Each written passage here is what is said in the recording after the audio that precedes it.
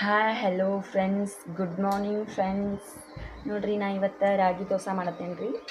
ಶನಿವಾರ ನಾಷ್ಟಾಕ್ಕೆ ರೀ.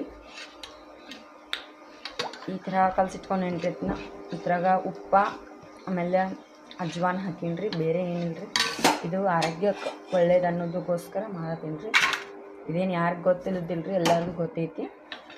ಆರೋಗ್ಯಕ್ಕೆ ಇದು ತುಂಬ ಒಳ್ಳೇದು ರೀ.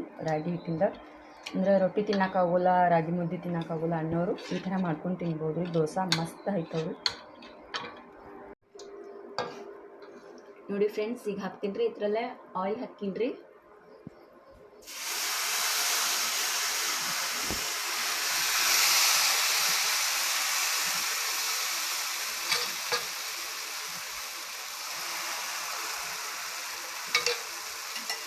ಮೇಲೊಂದು ಸ್ವಲ್ಪ ಆಯಿಲ್ ಹಾಕ್ಕೊಂಡ್ರೆ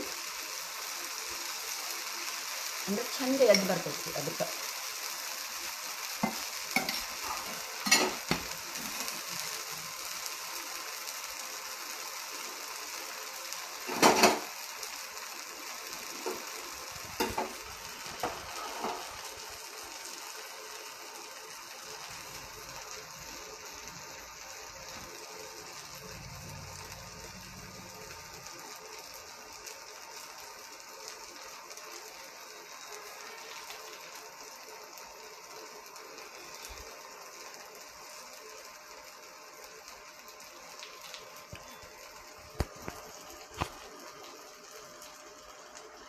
ರಾಗಿ ಹಿಟ್ಟು ಎಲ್ಲರಿಗೂ ಗೊತ್ತಿದ್ದನ ರೀ.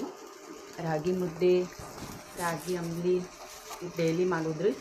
ದೋಸೆ ಅಂದ್ರೆ ಹಿಂಗೆ ರಾಗಿ ಮುದ್ದೆ ಇವೆಲ್ಲ ತಿನ್ನಕ್ಕೆ ಬೇಡ ಅಂತಂದ್ರೆ ಹಿಂಗೆ ಮಾಡ್ಕೊಂಡು ತಿನ್ಬೋದು. ದೋಸೆ ಮಸ್ತ್ ಆಗ್ತಾವ್ರಿ.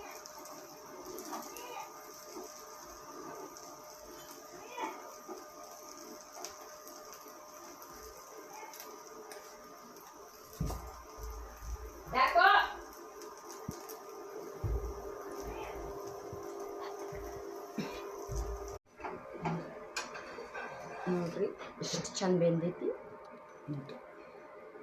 ಈಗ ಇದ್ರಾಗ ಸರ್ವ್ ಮಾಡ್ಕೊಂಡು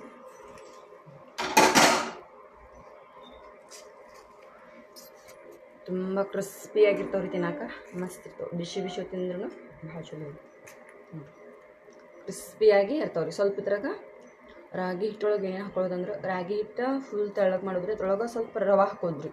ಬಾಂಬೆ ರವೆ ಅಂತಾರೆ ಗೊತ್ತಿದ್ರಿ, ಅದು ಹಾಕೊಳ್ಳೋದ್ರಿ. ಮತ್ತು ಇನ್ನೊಮ್ಮೆ ಹೇಳ್ತೇನೆ ನೋಡ್ರಿ, ಜೀರಿಗೆ, ಉಪ್ಪ, ಸ್ವಲ್ಪ ಮಜ್ಜಿಗೆ ಇದ್ರೆ ಹಾಕ್ಕೋಬೇಕ್ರಿ. ಹುಳಿ ಬರ್ತೈತ್ರಿ, ಚಲೋ ಆಗ್ತಾವ್ರಿ ಬಾಯಾಗ. ಅದಕ್ಕೋಸ್ಕರ